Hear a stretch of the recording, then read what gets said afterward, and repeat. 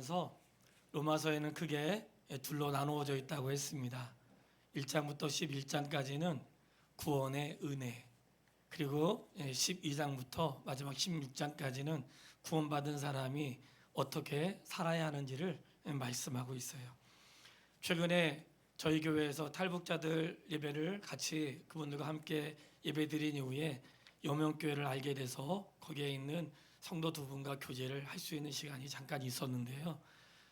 그 중에 한 분은 탈북한 지 1년이 됐고 한 분은 4년이 됐는데, 남자분은 러시아에 벌목하러 갔다가 거기서 탈출을 해서 30년을 러시아에 숨어 살다가 국경을 넘어오다가 붙잡혀서 이제 재판을 받는 과정이 있었는데, 마침 국경을 넘어오기 전에 한국에 있는 국정원과 선교사님의 도움으로 어디로 오라는 약속을 받고, 그래서 몽골로 지나가다가 몽골로 생각했는데 러시아 국경이라고 해서 잡혀서 감옥에 들어가게 됐어요. 근데 마침 그분은 유엔이라고 하는 데 이미 연락이 돼서 그때에 고생을 많이 하긴 했지만 그 유엔 분들의 도움을 통해서 북송 금지라는 그러한 도장을 받고 북한으로 가지 않고 남한으로 오게 되었다고 한 분의 이야기를 들었고요. 그분의 나이는 60이 넘었습니다. 한 분은 50대인데 나온 지 1년 됐는데, 그분도 여러 가지 우여곡절 끝에 있었지만 2번 북한으로 잡혀가서 3번째 탈출하고 4번째 한국에 오신 분이세요.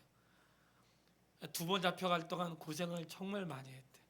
근데 어떻게 또 탈북했냐고 했더니 이런 얘기를 하세요. 자유를 맛본 사람은 거기에 있을 수 없습니다. 저는 근데 그게 복음으로 느껴지는 거예요. 자유를 맛본 사람은 거기에 있을 수가 없대. 근데 그것이 진리를 맛본 사람은 세상에 있을 수가 없는 거예요. 저는 그게 그렇게 깨달아지더라고요. 그리고 70이 다 되어가는데 탈북을 했던 사람들은 우리가 자유를 찾는데 나이가 상관이 없는 것이구나, 그런 은혜를 입고 이 탈북한 분이 가족들을 데리고 오기 위해서 애쓰는 걸 보면서 참 우리가 구원의 서정 가운데 깨닫는 게 너무나 많이 있는 거예요. 여명교회 그 사역자분은 대한민국이라고 하는 여권을 받았잖아요. 대한민국 시민이 됐잖아요. 그전에는 조선민주주의공화국 시민이었는데 대한민국 시민이 되니까 그 시민증을 가지고 중국을 그렇게 다니는 거예요. 제가 괜찮냐고 했더니 한마디 하시더라고. 저는 대한민국 국민이잖아요. 괜찮대, 잡혀도. 여러분, 저는 그 이야기를 듣는데 하나님의 백성이 되었다는 것이 무엇인가를 그분들을 통해서 다시 한번 생각을 하게 된 거예요. 내가 하나님의 자녀가 되었다는 게 무엇인가? 하나님의 자녀가 되었다는 것은 하나님 나라의 시민권자가 되었다는 것인데, 마치 그분이 대한민국 그 신분증을 가진 것으로 만족하지 않고 내가 이제 신분이 바뀌었고 나는 이제 대한민국 국민이 됐으니까 중국도 자유롭게 다니고 내가 하고 싶은 거 하고 그리고 자녀들을 데리고 오고, 그런 것처럼 하나님의 자녀가 되고 구원을 받았다는 것은 구원으로 끝난 게 아니고 구원받은 이후에 풍성한 삶이 있다는 거예요. 근데 우리가 그 사실을 모르고 난 구원받았어, 이제 끝났어, 죽어도 소용없어, 죽어도 여한이 없어, 그러면 구원받은 다음에 그 삶에 대해서 이해할 수 없고 그럼 구원받은 것으로 끝나는 삶이 되잖아요. 로마서는 굉장히 우리에게 구원의 은혜와 구원받은 다음에 삶이 얼마나 보배롭고 존귀한지를 말씀하고 있고, 그러면 이 구원받은 사람이 어떻게 살아야 되는지에 대한 말씀을 오늘 하게 되는데, 이 말씀을 먼저 요약하면 이렇게 되는 거예요. 오늘 본문에 그러므로 형제들아 이렇게 시작하잖아요. 따라해 보겠습니다. 그러므로 형제들아. 이 그러므로 형제들아, 이 말은 그러므로 앞에 어떤 사건이 있었던 거예요. 어떤 사건이 있었기 때문에 그러므로 이렇게 되는 거거든요. 이 어떤 사건은 구원의 역사인데 1장부터 11장에 있는 모든 내용을 합쳐서 그러므로 형제들아 이렇게 되는 거예요. 그러니까 1장부터 11장까지 어떤 일이 있었는가 요약하면 이런 거예요. 모든 사람이 죄를 범하였음에 하나님의 영광에 이르지 못하더니, 모든 사람이 죄를 범해서 구원을 받을 수 있는 길이 없고 하나님을 떠나서 어찌할 수 없는 거예요. 그러나 이제는 예수 그리스도께서 오셔서 우리를 구원해 주신 거예요. 아무도 구원받을 수 없었는데 그러나 이제는 한 의가 나타나서 우리를 구원해 주셨어요. 구원받은 백성이 되었습니다.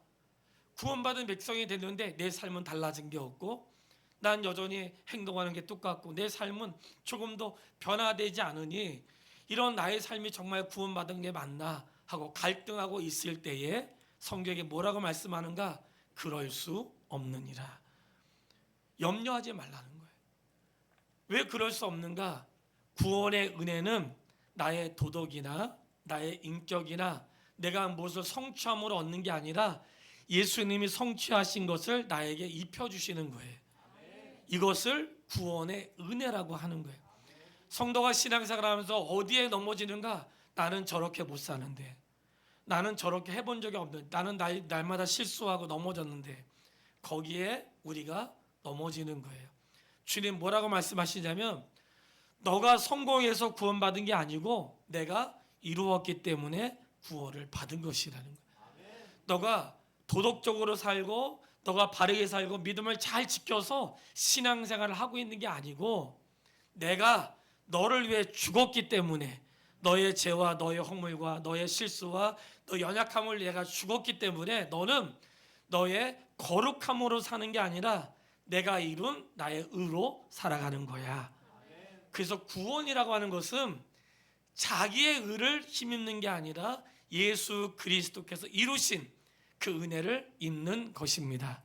이해가 되셨으면 아멘 해보세요. 아멘. 이거 잊어버리면 안 됩니다. 아멘. 그러므로 형제들아 이렇게 되는 거예요. 그러므로 그러니까 우리가 구원의 은혜를 입었으니 우리가 구원의 여정에서 너무나 중요한 건 무엇이냐면 구원이 바로 어디에서 시작됐는가 할 때에 죄인 되었을 때에 죽었던 나에게 구원이 시작이 된 거예요.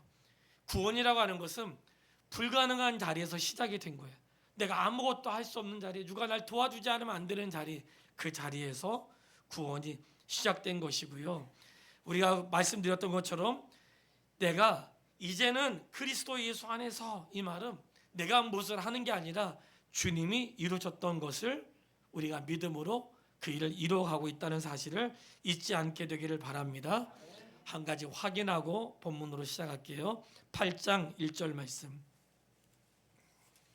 자, 8장 1절 말씀을 확인하고 오늘 구원받은 자의 삶을 나누도록 그렇게 하겠습니다. 8장 1절 읽겠습니다. 그러므로 이제 그리스도 예수 안에 있는 자에게는 결코 정죄함이 없나니 이는 그리스도 예수 안에 있는 생명의 성령의 법이 죄와 사망의 법에서 너를 해방하였습니다. 아멘. 자, 본문을 잘 보세요. 그리스도 예수 안에 있는 자에게, 누구에게요? 예, 예수님 안에 있는 자에게. 자, 우리 누구 안에 있어요? 예, 예수님 안에 있는 거예요. 자, 그러므로 그리스도 예수 안에 있는 자에게, 자, 그리스도 안에 있는 생명의 성령의 법으로. 누구에게 있는 법이에요? 예수님 안에. 예수님 안에 생명의 성령의 법이 있어요. 우리에게 있는 게 아니야. 자, 이 말씀이 이런 거예요. 그리스도 예수 안에 있는 자들에게 그리스도 안에 있는 생명의 성령의 법이 죄와 사망의 법에서 너를 해방하였느니라. 그러니까 내가 죄와 사망에서 해방된 것은 나의 노력으로 내가 믿음을 잘 지키고 십계명을 잘 지켜서 해방된 게 아니고 예수님 안에 있는 생명의 법이 나를 해방시켜 준 거예요. 그래서 사랑하는 여러분, 구원이라고 하는 것은 내가 이루는 것이 아니라 주님이 이루시는 거예요. 그렇기 때문에 적어도 구원에 있어서 우리가 잊지 말아야 되는 것은 내가 이거 못했는데, 내가 실수했는데, 나는 자격 없는데, 자격이 없기 때문에 주님이 하신 거예요. 내 힘으로 안 되기 때문에 주님이 하신 거예요. 그래서 주님이 이루신 걸 우리가 믿음으로 구원의 역사가 시작이 되는 거예요. 우리가 이 사실을 절대로 잊어버리면 안 됩니다. 그래서 이 말씀 안에는 내가 주님을 거절했음에도 불구하고 나를 향하여 포기하지 않으시는 하나님의 사랑. 나는 주님을 모르고 살았고 주님 없이 살았고 주님과 상관없는 삶을 살았는데 그런 나를 향하여 말씀하시는 그 은혜를 포기하지 않으시는, 다음 주에 설교를 예고하면 산 자와 죽은 자의 주가 되시는 하나님. 자, 산 자와 죽은 자의 주가 되신대요. 산자라고 하는 것은 예수 그리스도를 믿고 생명을 얻은 사람, 살아있는 자. 죽은 자는 뭘까요? 아직 예수 믿지 않은 사람들. 여러분, 예수 믿지 않는 사람들이 주님은 몰라도 주님은 죽은 자도 내가 그들의 주야, 이렇게 말씀하세요. 살아있는 자에게만 주가 아니라 죽은 자에게도 주인데 그들이 주님을 알지 못할 뿐이에요. 분명히 성경은 나는 살아있는 자에게도 주고 죽어있는 자에게도 주는데, 왜냐하면 예수님은 심판의 주가 되시기 때문에 그래요. 예고하는 거예요. 아, 예수님은 예수 믿는 사람들에게만 주인이 아니라 온 열방의 주인이시구나. 그런데 예수 믿는 자는 그것을 깨닫고 예수님을 내 인생의 주인으로 영접한 것이고, 예수 믿지 않는 자는 아직도 내 인생의 주가 누군지를 모르고 자기 자신을 인생의 주인으로 삼아 살고 있는 거예요. 그렇게 살아갈 때 그 결과는 아주 비참하다는 거죠. 우리가 이 비참함을 왜 알아야 되는가? 우리가 구원받은 것은 이 비참함에서 건짐을 받았다는 것이기 때문에 비참함이 무엇인지 깨닫는 사람이 되기를 바랍니다. 자, 그러므로 형제들아, 이 그러므로 형제들아는 말씀드렸던 것처럼 이렇게 그 앞에 있는 모든 것들, 구원을 이루신 하나님의 역사, 구원을 이루신 역사는 주님이 나에게 찾아오셔서 이루신 구원의 역사를 우리가 입었으니, 그러므로 형제들아, 어떻게 우리가 주님을 위해 살아야 할 것인가 라고 말씀하고 있는 거예요. 오늘 12장 1절로 2절 말씀은 신약 성경과 또 로마서에 아주 어떤 분기점, 이런 게 반환점, 이렇게 되는 거예요. 마라톤을 하다 보면 반환점이라는 게 있잖아요. 갔으면 돌아와야 돼. 마치 이 분기점이 되는 그런 곳이에요. 구원을 받은 것으로 끝나면 안 되고 이제 구원 받았으니 어떻게 살아야 되는지를 말씀하고 있는 거예요. 이해되셨죠? 네. 자, 준비되셨어요? 네. 자, 그러면 우리 형제들아, 자, 그 다음 읽겠습니다. 본문 돌아와서 내가 하나님의 모든 자비하심으로 너희를 고난하노니, 여기까지. 하나님의 모든 자비하심으로. 하나님은 어떤 분이실까요? 자비하십니다. 아멘. 그렇죠. 이제 눈치채셨구나. 네, 그렇게 보시는 거예요. 하나님의 모든 자비하심으로. 하나님은 자비로우신 분이세요. 우리가 이 자비롭다고 하는 것을 어떻게 이해할 수 있냐면, 이스라엘 백성은 늘 실패의 연속이었죠. 우리가 이스라엘 백성들을 보세요. 늘 실패의 연속이었어. 구약은 실패예요. 구약은 하나님의 백성으로 그들을 선택했는데, 선택한 백성들을 잘 보세요. 성경에 자주 등장하는 말이거든요. 이스라엘 백성이 애굽의 노예로 있는데 그들을 하나님의 능력으로 건지셨어요. 건지셔가지고 홍해를 건너서 시내산에서 그들에게 하나님의 백성이 어떻게 살아야 되는지 약속을 맺었어요. 그래, 너희 이 말씀대로 살래? 안 살래? 살겠습니다. 너희가 만약에 산다고 약속을 맺으면 너희는 나의 백성이고, 너희가 원하지 않으면 내 백성 아니야. 그랬더니 그들이 우리는 하나님의 백성으로 살겠습니다. 그래? 그럼 나하고 약속을 맺자 하고 십계명과 율법을 준 거예요. 이걸 지킨다는 것은 하나님을 사랑한다는 증거인 거예요. 자, 약속을 맺었어요. 지켰을까요? 못 지켰을까요? 못 지켰어요. 자, 이스라엘은 못 지켰지요. 누구는 지켰을까요? 예? 어느 선택을 잘해야 돼요. 누가 지켰냐면 하나님은 지키셨어요. 성도님, 그게 구원의 은혜라는 거예요. 이스라엘 백성들은 늘 실패. 그래서 율법을 지키는 데 실패하고, 나라를 세우는 데 실패하고, 왕을 세우는 데 실패하고, 결국 나라가 나누어지고 남북으로 깨지고 분열을 되고, 오늘날만 깨지는 게 아니에요.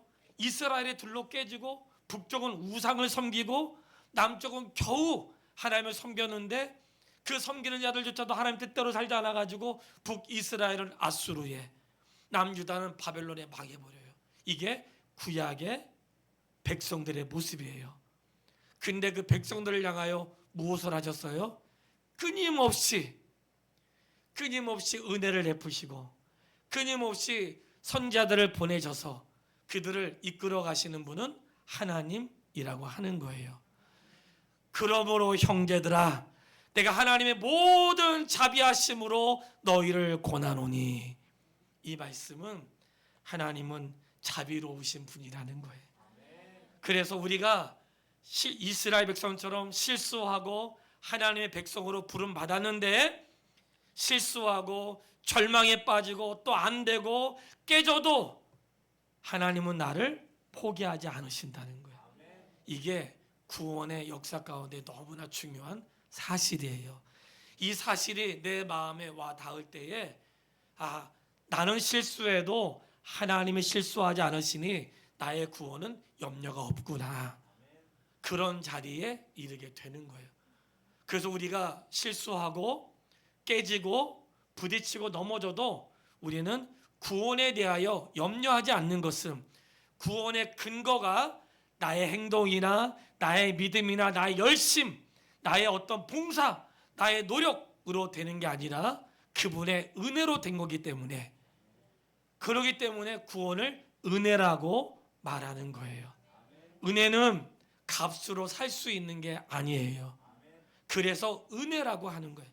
왜 구원이 은혜인가? 나의 지혜나 나의 학력이나 나의 배움이나 나의 노력이나 헌신, 예배 생활, 그런 걸로 살 수 없습니다. 그래서 은혜라고 하는 거예요.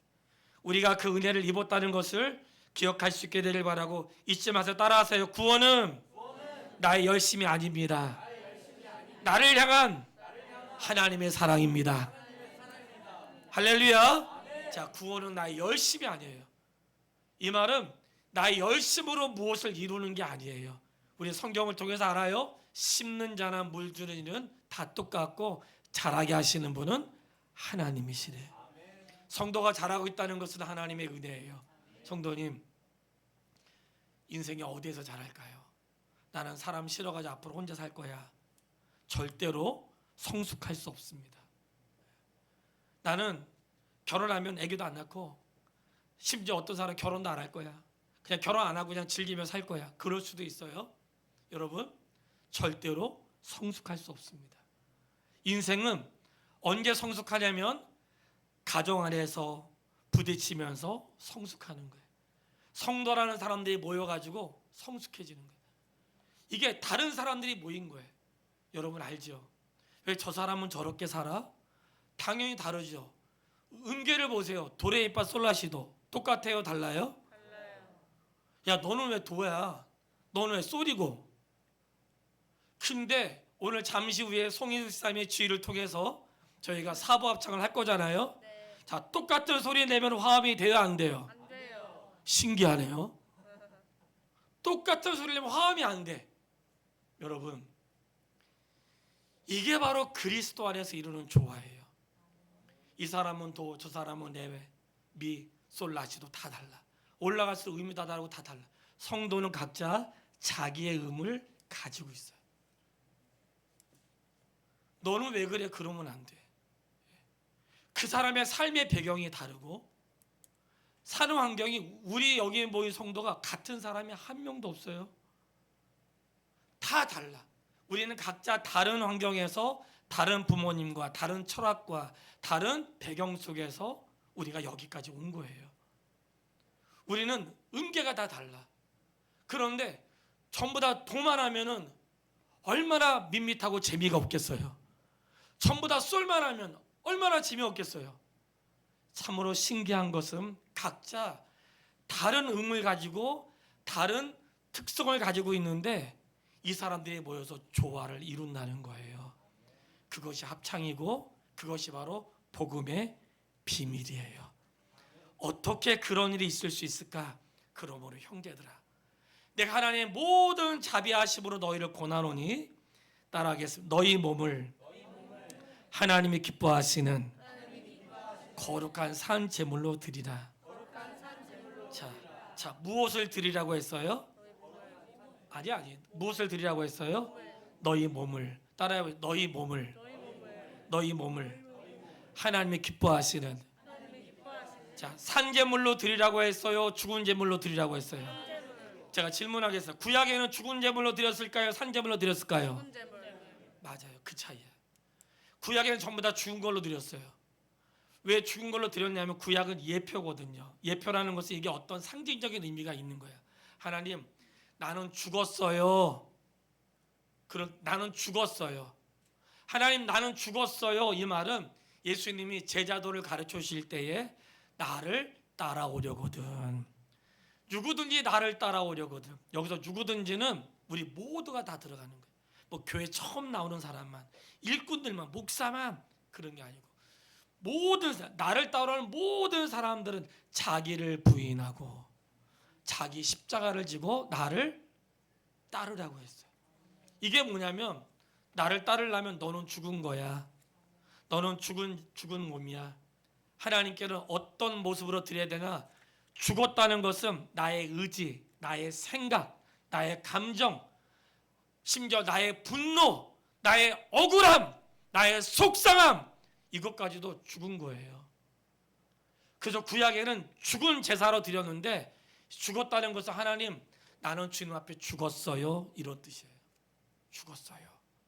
그런데 신약은 죽은 걸로 드리지 말래요. 뭘로 드려요? 산제물로 드리라는 거예요. 산제물로 드린다는 것은 어떤 뜻인가? 살아있는 나의 몸으로 드리라는 거예요. 이게 주님께 드리는 예배의 방법이에요. 살아있는 몸으로 드리라는 거예요.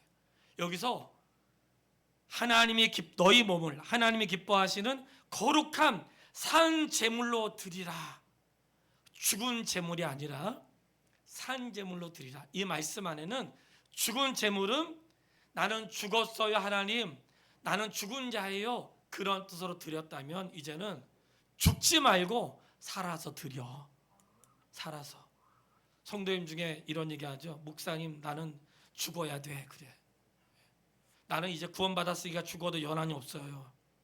본인은 여한이 없을지 모르겠지만 나는 아직도 할 일이 남았다는 거. 예?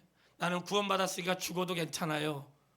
이런 기도를 나는 이제 구원받았으니까 죽어도 괜찮아요 그러지 말고 구원받았으니까 죽기로 마음먹은 것을 사는 데 힘쓰세요. 예. 내 남은 인생을 어떻게 살아갈 것인가. 예. 산 제물로, 살아있는 제물로 살아가는 것을 영적 예배라고 말씀하고 있는 거예요. 내가 산 제물로 드린다는 것은 금요일 날도 제가 말씀드렸는데 이런 에베소서 5장 18절로 21절에 보면 술 취하지 말라, 이는 방탕한 것이니 오직 성령의 충만함을 받으라, 이런 말씀을 하시면서 뒤에 뭐라고 하냐면 피차 복종하라, 이렇게 시작을 해요. 에베소서 5장 18절 이하에는 피차 복종하라는 말로 나오는데 그 출발이 뭐냐면 술 취하지 말고 오직 성령의 충만함을 받으라, 그러면서 피차 복종하라고 하거든요. 성령의 충만함에 대해서 금요일날 말씀드렸는데 한 번 더 말씀드릴게요. 성령의 충만함은 기도를 오래 하고 방언을 하고 은사를 있는 것을 성령의 충만함이라고 말하지 않고, 성령의 충만함이라고 하는 것은 말씀대로 사는 것을 성령의 충만함이라고 하는 거예요. 우리가 충만함을 오해해서 막 그냥 난리 브루스를 치고 뭔가 신비한 걸 받아야 되고, 여러분, 기독교는 미신이 아니에요. 그분은 살아계신 분이에요. 멀쩡히 살아있는 사람한테 뭔가 행위를 하고 어떤 뭐 의식을 행함으로 받는 그런 무지함에 빠지면 안 됩니다. 그분은 살아있는 분이고 인격이 있는 분이세요. 성령의 충만함은 그런데 빠지지 말란 말이지. 성령의 충만은 기도를 깊이 하고 나는 신비한 것을 보고 그냥 계속 보고 있으라고 하세요. 우리는 말씀 보자고. 그는 계속 기도하라고 하고 우리는 그냥 말씀 보자고요. 성령의 충만함은 뭔가 내가 신비한 걸 경험하고 남들이 보지 않은 세계를 보고 남들이 알지 못한 예언을 하고 그게 충만한 게 아니고, 성령의 충만함은 말씀대로 사는 게 충만함이에요. 그런 성령의 충만함인데 이 충만함에 뭐라고 나오냐면 피차 복종하라고 한다고 나온 말이지. 그 부부를 향해서 에베소 5장 22절에 그 밑에라 계속 5장 18절 이하에 계속 나오는데, 에베소서 5장 22절에 아내여 남편에게 복종해라 주께 하듯이. 25절 남편들아 아내를 사랑해라. 이게 뭐겠어요? 서로 복종하라는 거예요. 산 제사라고 하는 것은 남편은 아내에게, 아내는 남편에게 서로 복종하며 살라는 거예요. 산 예배라고 하는 것은 6장 1절에 보면 자녀들아 부모에게 순종하라 이것이 옳으니라 자기의 몸으로 말씀을 이루어 가라는 거예요. 이어서 말씀하세요. 6장 5절에 종들아 눈가림을 하지 말고. 여러분 알바하면서 시간 때우려고 하고 그러니까 시간만 때우면 되지 그런 식으로 일하면 안 됩니다. 죽게 하듯이 일해야 됩니다. 내가 일해가지고 주인에게 덕을 끼치려고 일을 하라고 그렇게 말씀하세요. 그게 삶으로 살아내는 거예요. 상전들에게 말을 해요. 이어서 상전들아 너희는 종들을 향하여 위협을 그치라. 너희 위에도 주인이 계시느니라. 이게 뭐겠어요? 각자의 삶의 자리에서 죽게 하듯이 하래요. 이것이 바로 삶의 예배라는 거예요. 얼마나 많은 성도들이 삶의 예배에 실패하는지 몰라요.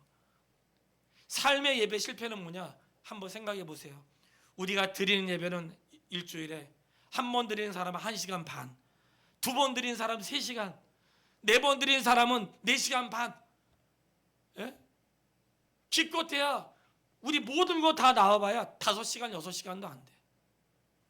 하루 24시간이에요. 우리에게는 드리는 예배만 끝나는 게 아니라 삶의 예배가 있다는 거예요. 이 삶의 예배는 무엇인가? 너의 삶으로 복음을 실천하는 삶. 우리가 어떤 일을 하려면 배워야 되잖아요. 배워야 되는데 우리 아이들에게도 교과서가 있어요. 시험을 치려도 교과서가 있어. 인생도 교과서가 있는 거예요. 성도님들이 내가 눈 어둡다고 교과서 안 보고 힘들다고 안 보고 안 보면 무엇으로 살 거예요? 교과서를 보지 않으면 무엇으로 사는가? 자기 느낌대로 사는 거예요. 내가 살아온 대로 살고. 여러분 내가 살아온 나의 가치관이 오르세요? 예? 그동안 내가 살면서 느꼈던 체험들, 내가 살면서 나를 세웠던 가치관, 사고방식, 철학 이것이 옳습니까? 이것이 나도 철학이 있어. 자, 그 철학이 옳아요? 그 철학이 하나님 말씀으로 비춰보셨어요? 비춰보지 않았잖아요. 하나님 말씀대로 비춰보지 않으니까 감정대로 살고 자기의 생각대로 살고. 나도 주관이라는 게 있어. 맞습니다. 주관이 있습니다. 그러니까 성도는 자기의 주관이나 자기의 철학으로 살아왔다면 이제는 새 사람이 되었으니 옛 사람을 벗어버리고 새 사람을 입는데 새 사람을 뭐라고 하는가? 의와 진리로 새 사람을 입으라고 말씀하고 있어요. 의와 진리로 새 사람을 입으라. 의와 진리는 뭘까요? 그동안은 너의 의로 살았다며. 나는 법이 없어도 살 사람이야. 법 없이 살 수 있지만 그걸로 천국 못 갑니다. 아시죠? 의와 진리라고 하는 것은 자기의 의가 아니라 그리스도께서 이루신 의와 주님이 하셨던 것들을 나에게 입혀주신 그 의와 진리의 말씀으로 새 사람을 입은 거예요. 그렇게 살아야 된다는 거예요. 그것이 삶의 예배라는 거예요. 그래서 우리가 삶의 예배는 어떻게 드리는가? 내게 주어진 환경이 성도마다 다 달라요. 그래서 12장 이후에는 성도마다 다 다르기 때문에 어떻게 살아야 되는지를 조목조목 말씀해 주고 있는 거예요. 자, 그 삶의 기준이 무엇인가? 12장 2절 말씀 읽겠습니다. 그러므로 빠졌죠? 그러므로는 제가 는 거예요. 그러므로 너희는 이 세대를 본받지 말고 오직 마음을 새롭게 함으로 변화를 받아 하나님의 선하시고 기뻐하시고 온전하신 뜻이 무엇인지 분별하도록 하라. 자, 그러므로는 제가 넣었다. 왜 그러므로가 뭐예요? 앞에 구원의 은혜를 입었으니까. 그러므로 너희는 이 세대를 본받지 말고. 자, 이 세대를 본받지 말라는 이 세대는 하나님과 반대되고 하나님의 뜻대로 사는 게 아니라 자기의 철학과 자기의 의지로 사는 삶이죠. 그러므로 너희는 이 세대를 본받지 말고 하나님의 뜻대로 살라는 거죠. 하나님의 뜻대로 사는데 그 뜻대로 산다는 게 무엇인가? 하나님이 기뻐하시는 방법으로. 자, 따라해 보겠습니다. 하나님이 기뻐하시는 방법으로. 여러분, 우리의 삶의 방법은 뭐예요? 하나님이 기뻐하시는 방법으로. 대부분 세 가지를 우리가 생각할 수 있는데 어떤 일을 하거나 결정해야 될 때 이 세 가지를 보통 기준으로 삼게 하거든요. 첫 번째는 뭐냐면 내가 그 일을 결정하는 데 있어서 내 신앙의 양심에 거리낌이 없어야 돼. 내가 어떤 일을 선택하는데 내 양심에 거리낌이 없으면 일단 성공한 거예요. 이해되셨죠? 내가 어떤 일을 시작하거나 뭔가 결정하는데 뭔가 양심에 걸려. 그럼 이미 양심의 법에 걸리는 거예요. 일단 양심에서 자유함이 있어야 돼요. 자, 두 번째. 내가 하는 이 일이 다른 사람에게 해를 끼치면 안 돼.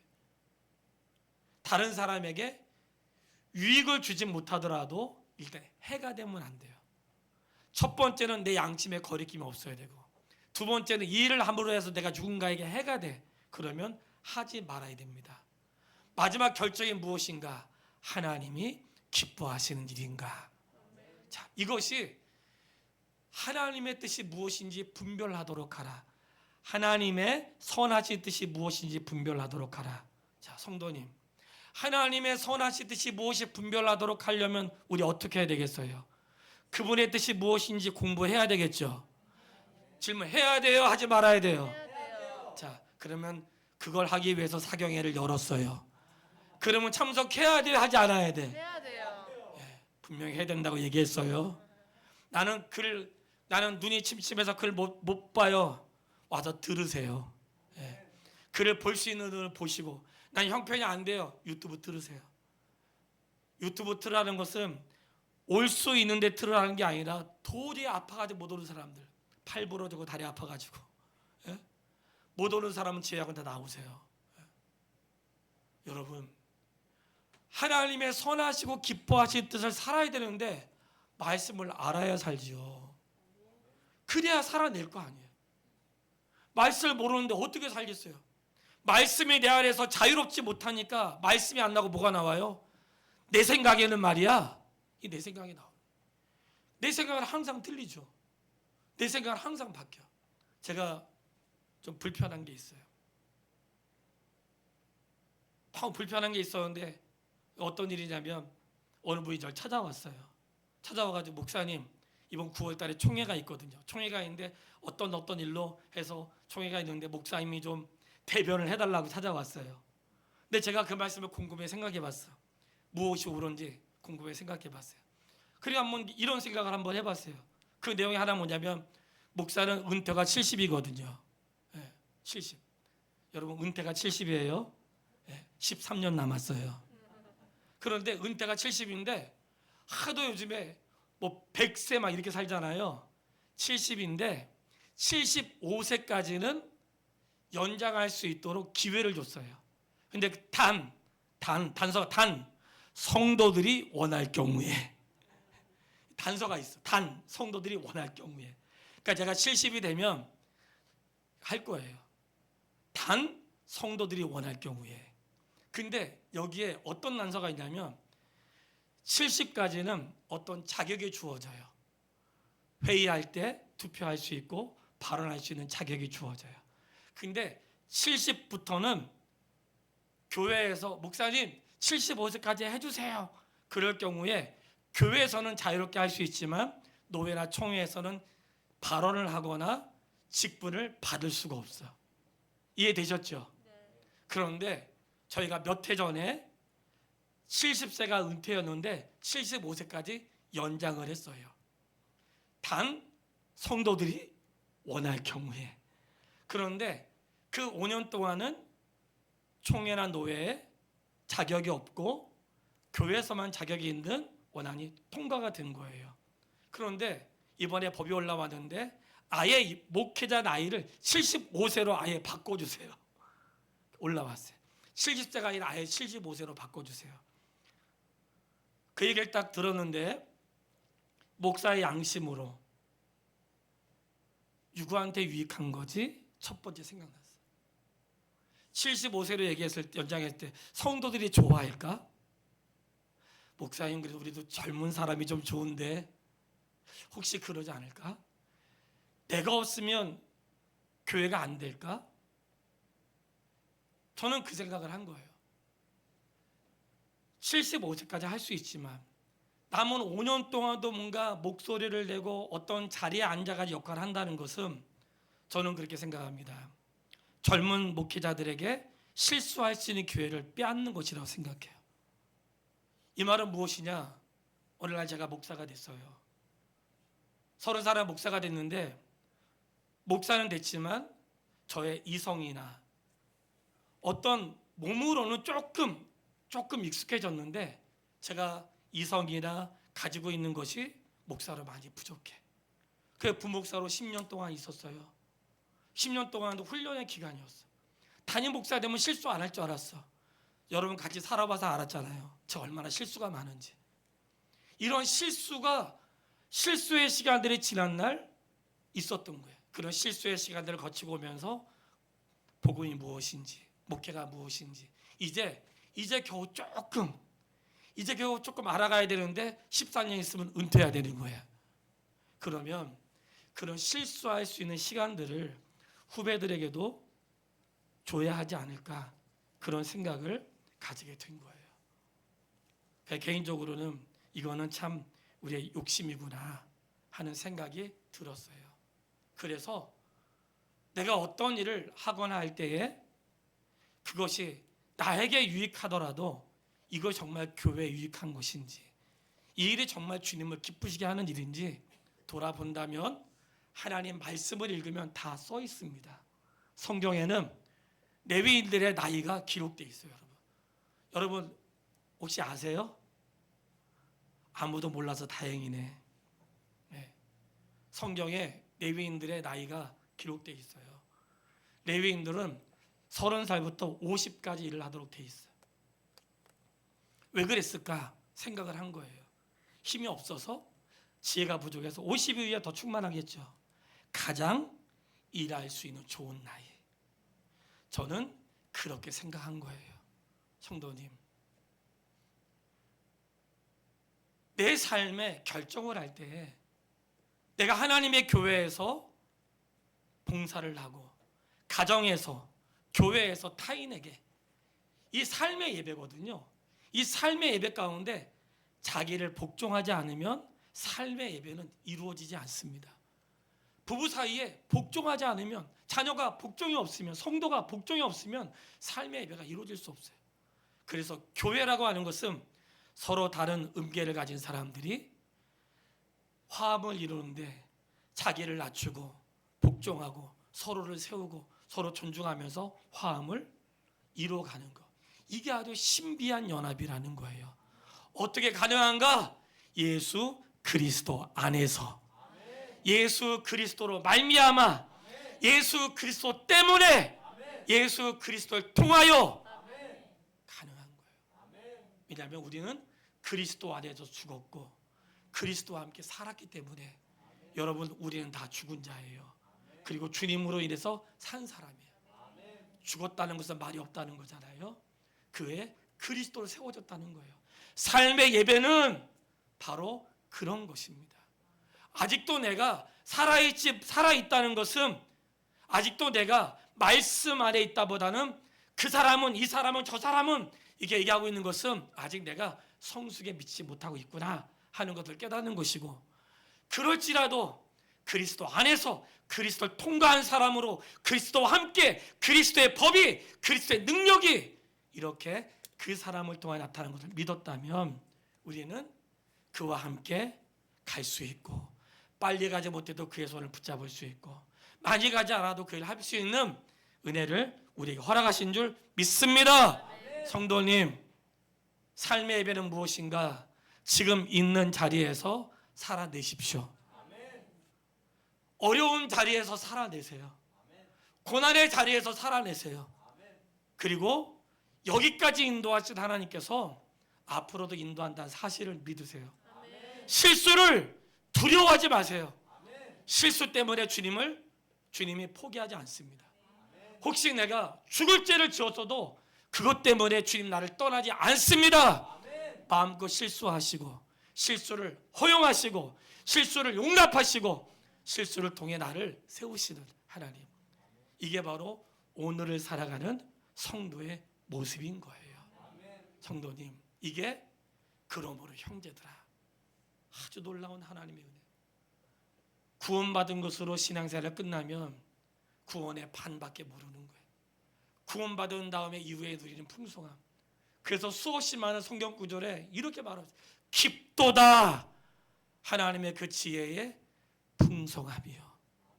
얼마나 풍성한지, 깊고 넓고 높고 멀어서 다 헤아릴 수 없는데, 구원받은 우리는 인생을 살아가는 날 동안 더 많은 풍성함, 더 많은 은혜, 더 깊은 사랑, 인생을 살아가면 살아갈수록 내 인생을 살아가면 내 인격의 어떤 내 공로가 쌓아지는 게 아니라 내 삶에 그리스도의 풍성함이 쌓아지고, 그 사랑으로 인해서 더 큰 인격과 풍성함이 있는 그러한 삶을 살아내는 것. 부끄럽다고 떠나지 마세요. 실수했다고, 어렵다고, 우리 집에 엄청난 사건이 있었다고 낙심하지 마시고, 성도는 낙심, 절망, 괴로움, 말도 안 되는 일, 어떻게 저러고 목사가 됐어? 이런 것들이 다 포함하여 인생이 되는 거예요. 그런 인생을 하나님이 여기까지 하나님의 자비하심으로 나를 인도하셔서 너의 인격으로 할 수 없으니 예수 그리스도의 의로 이루시고 너는 그와 붙여서 함께 죽었고 함께 산 자가 된 거예요. 그러므로 성도들이여, 하나님의 모든 자비하심으로 우리가 은혜를 입었으니 살아있는 모습으로 예배를 드리십시오. 드리는 예배에서 만족하지 마시고 살아있는 자리, 내 삶의 자리, 고통의 자리, 진액을 짜는 자리, 어려운 자리, 부모를 섬겨야 되고 남편을 뭐 해야 되고 자녀를 돌봐야 되고 힘든데 또 뭐 해야 되는 삶의 자리에서 살아내면서 나를 여기까지 인도하실 그분의 은혜를 누리고 하나님의 자비하심을 드러내는 성도가 되기를 주님의 이름으로 축원합니다. 아버지 하나님, 그러므로 형제들아, 이 그러므로의 자리까지 구원의 은혜를 이루신 하나님의 은혜를 감사합니다. 그러므로 형제들아, 우리 하나님의 자비하심을로 인하여 하나님의 은혜입니다. 여기까지 인도하신 하나님의 은혜를 담고 우리의 주어진 자리에서 믿음으로 살게 도와주시옵소서. 실수를 두려워하지 않게 하시고 넘어짐을 두려워하지 않게 하시고 말도 안 되는 사건을 두려워하지 않게 하시고 그런 자리에서라도 나를 만드시는 그것밖에 안 되는 내 영혼을 하나님의 의로 입혀주신 그 사랑 안에서 승리할 수 있도록 인도해 주시기를 원합니다. 예수님의 이름으로 기도했습니다. 아멘. 620장 3절 일어나서 찬양하겠습니다. 불편하신 분들은 앉아서 찬양하세요.